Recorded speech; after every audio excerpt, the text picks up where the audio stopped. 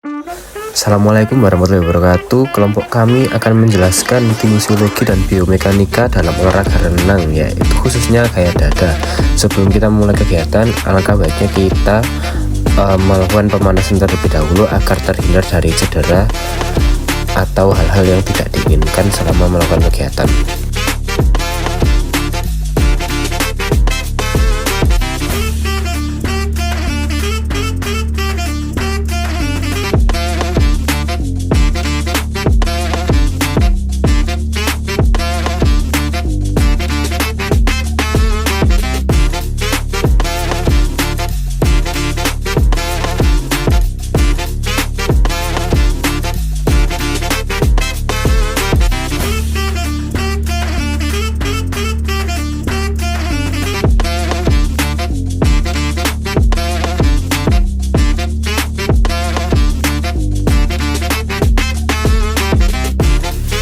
Pada saat tulang occipital bone mendekati vertebrae terjadi gerakan fleksi karena mengurangi sudut,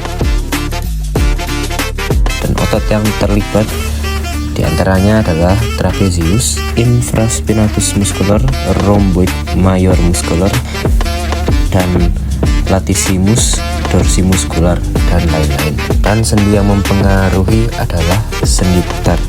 Dalam gerakan ini, sendi bahu melakukan fleksi saat lengan ditarik ke belakang, kemudian dilanjutkan dengan gerakan ekstensi, dan juga terjadi gerakan abduksi saat lengan diangkat ke samping.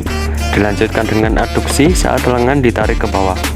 Kemudian pada sendi siku terjadi gerakan fleksi saat lengan ditekuk. Kemudian dilanjutkan dengan gerakan ekstensi saat lengan diluruskan setelah menarik air. Otot yang berperan dalam gerakan tersebut adalah otot pectoralis major, latissimus dorsi, deltoid, biceps, dan triceps. Tulang yang terlibat diantaranya adalah tulang humerus, tulang clavicula, tulang scapula, dan tulang radius ulna.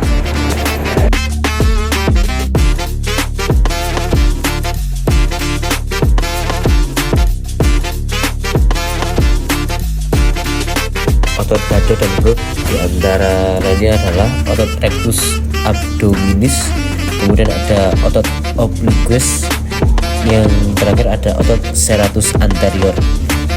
Kemudian di bagian tulang dada dan punggung, tulang sternum atau tajuk pedang memberikan tempat melekatnya otot-otot yang membantu gerakan lengan dan stabilitas tubuh. Kemudian adalah tulang vertebrata atau tulang belakang yang memberikan dukungan pada tubuh untuk menjaga postur streamline di air.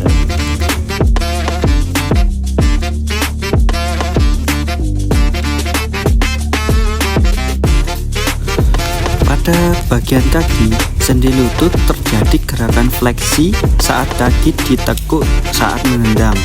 Kemudian dilanjutkan dengan gerakan ekstensi saat kaki diluruskan setelah menendang. Sendi panggul terjadi gerakan abduksi saat kaki dibuka ke samping menjauh dari garis tengah tubuh. Dilanjutkan dengan gerakan abduksi saat kaki ditutup ke arah tengah tubuh mendekati garis tengah tubuh. Dan otot yang terlibat adalah otot quadriceps, hamstring, gluteus maximus, gastrocnemius, dan soleus. Dan tulang kaki yang terlibat yaitu tulang femur, tulang tibia dan fibula, dan tulang patella.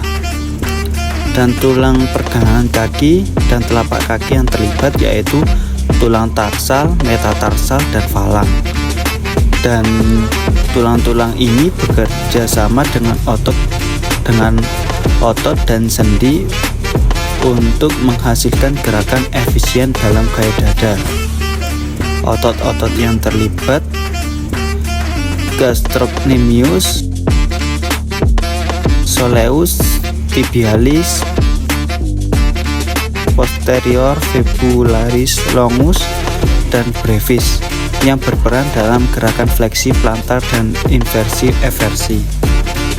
Selanjutnya adalah analisis biomekanika olahraga dalam renang gaya dada.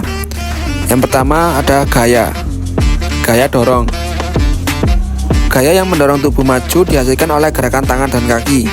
Sumber dari gaya dorong pada tarikan tangan, gerakan melingkar tangan di bawah air menghasilkan gaya dorong utama. Yang kedua, tendangan kaki. Gerakan tendangan cambuk menciptakan daya dorong tambahan yang kuat. Yang kedua, gaya hambatan. Gaya resistensi yang menghambat gerakan tubuh melalui air. Hambatan frontal diakibatkan oleh bagian tubuh yang langsung bertemu dengan air. Yang kedua, hambatan gesekan terjadi karena air bergesekan dengan permukaan tubuh. Yang ketiga, hambatan gelombang diakibatkan oleh gangguan permukaan air yang dibuat perenang. Yang ketiga, ada gaya apung. Gaya yang bekerja ke atas melawan gravitasi yang membuat tubuh terapung di air. Yang mempengaruhi antara lain volume udara di paru-paru. Semakin banyak udara terdapat di paru-paru, akan semakin besar daya apungnya. Yang keempat, gaya gravitasi. Gaya yang menarik tubuh ke bawah menuju pusat inti bumi. Keseimbangan antara gravitasi dan gaya apung menentukan posisi tubuh dalam air. Yang kelima, gaya aksi dan reaksi. Mengacu pada hukum ketiga Newton, hukum aksi dan reaksi. Tarikan tangan ke belakang menimbulkan aksi, menghasilkan dorongan tubuh ke depan menimbulkan reaksi. Tendangan kaki ke belakang menciptakan reaksi dorongan tubuh ke depan. Yang keenam, gaya sentripetal. Gaya yang menjaga gerakan melingkar tangan dan kaki tetap terkontrol. Penerapan gaya dada. Saat tangan bergerak dalam lingkaran, gaya sentripetal memastikan gerakan melingkar tetap efisien dan terkoordinasi. Selanjutnya adalah membahas tentang momentum. Pada gerakan tangan, saat perenang menarik tangan di bawah air dalam pola setengah lingkaran, mereka menghasilkan gaya dorong atau propulsi yang meningkatkan kecepatan tubuh. Yang kedua adalah gerakan kaki.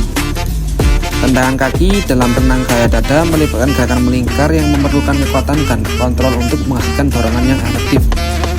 Ketika kaki bergerak melingkar, perenang dapat mempertahankan momentum untuk mendorong tubuh ke depan. Semakin besar kecepatan kaki dalam fase tendangan, semakin besar pula momentum yang akan dihasilkan dan semakin kuat pula dorongan yang akan diberikan. Selanjutnya adalah penerapan pengungkit dalam renang gaya dada. Penerapan pengungkit renang gaya dada menggunakan pengungkit tingkat ketiga atau jenis ketiga. Pada saat gerakan tangan, ketika mulai menarik tangan ke belakang untuk mendorong air, tangan akan bertindak sebagai pengungkit tingkat ketiga. Sendi bahu sebagai tumpuannya, otot lengan adalah gaya, dan air yang didorong adalah sebagai beban. Selanjutnya saat gerakan kaki, ketika menggerakkan kaki ke belakang untuk mendorong air, kaki berperan sebagai pengungkit tingkat ketiga. Sendi lutut sebagai tumpuannya, otot betis adalah gaya, dan air yang didorong adalah beban. Selanjutnya adalah menghitung kecepatan, jarak, dan waktu. Rumus dari menghitung kecepatan yaitu V sama dengan S per T, yang berarti S sama dengan 50 M per 74 S sebagai detik. Hasil diperoleh yaitu 0,67 km per jam. Selanjutnya menghitung jarak.